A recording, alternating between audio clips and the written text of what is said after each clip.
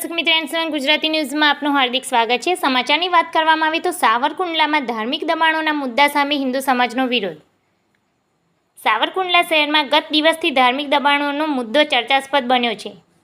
શહેરના તંત્ર દ્વારા 36 ધાર્મિક દબાણો દૂર કરવાની નોટિસ આપવામાં આવી છે, જેમાં દેવી દેવતાઓના મંદિરો અન્ય ધાર્મિક સ્થાપનોનો સમાવેશ થાય છે। આ નોટિસનો વિરોધ કરતા સાવરકુંડલાના હિન્દુ સમાજ અને વેપારી સંગઠનો દ્વારા સાવરકુંડલા શહેર સજ્જડ બંધ કરી વિરોધ દર્શાવવામાં આવ્યો હતો। આ વિરોધ પ્રદર્શન દરમિયાન હિન્દુ સમાજના લોકોએ મામલતદારને આવેદનપત્ર આપી તમામ હિન્દુ મંદિરો ન તોડવા માંગ કરવામાં આવી હતી। આ આવેદનપત્રમાં સંતો, મહંતો, હજારો હિન્દુ સમાજના લોકોની હાજરીમાં આવેદનપત્ર આપવામાં આવ્યું હતું। હાલમાં આ મામલો ખૂબ જ ગરમાટો બન્યો છે। ગત તારીખ 17ના રોજ સાવરકુંડલાના વિવિધ 34 હિન્દુ મંદિરોના જે પૌરાણિક મંદિરો છે એને તંત્ર દ્વારા નોટિસ આપવામાં આવી હતી, જેના વિરોધની અંદર સમસ્ત હિન્દુ સમાજની અંદર ભારે રોષ હતો।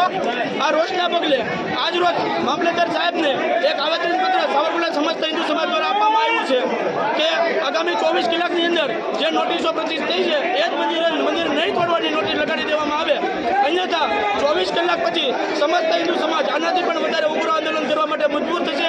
એટલે તંત્રને આ તકે વિનંતી કરીએ છીએ કે આ મંદિરો તોડવાની જે નોટિસ અમારા 150 વર્ષ જૂના મંદિરો છે એને તોડવાની નોટિસ આપી હતી, ગેરવ્યાજબી છે। અમારા સંતો બાબત ખૂબ રોષ છે, સમસ્ત હિન્દુ સમાજ ખૂબ રોષમાં છે। આની લાગણીને માગણી સમજી અને છેલ્લી તક આપી 24 કલાકમાં પાછું લઈ લેજો। જય શ્રી રામ। આજ રોજ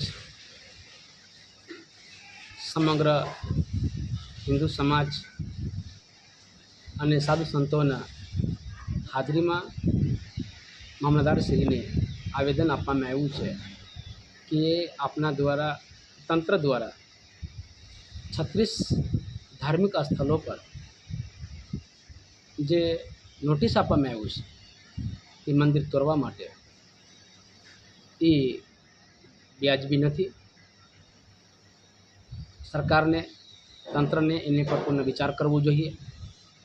આ ધાર્મિક સ્થળોમાં હજારો સાધુ સંતો અને સમાજોને લાગણી છે અને એ સ્થળ અતિ પૌરાણિક સ્થળ છે और વર્ષોથી પ્રાચીન કાલથી એ મંદિરો અમારા ભારતીય સંસ્કૃતિના ધરોહર રહ્યા છે और જેને મંદિરને કારણે ही સાધુ સંતો કે સમાજને માર્ગદર્શન મળતા હોય और જ્યારે એ મંદિર તૂટી જાય તો સમાજને માર્ગદર્શન ત્યાં બેઠા ઉઠા કરવાવાળા જગા ન મળે। એટલે અમે તંત્રથી, સરકારશ્રીથી નિવેદન કરીએ છીએ કે આ ન તૂટે એવું અમે પ્રાર્થના કરીએ છીએ સરકારશ્રીથી। और ख़ास तौर पर सावरकुंडला જે ધારાસભ્ય શ્રી છે મહેશભાઈ કસવાલા, એને પ્રાર્થના છે કે આપ એમાં હસ્તક્ષેપ કરી और એને રોકવાનો પ્રયાસ કરશો એવી અમારી વિનંતી છે।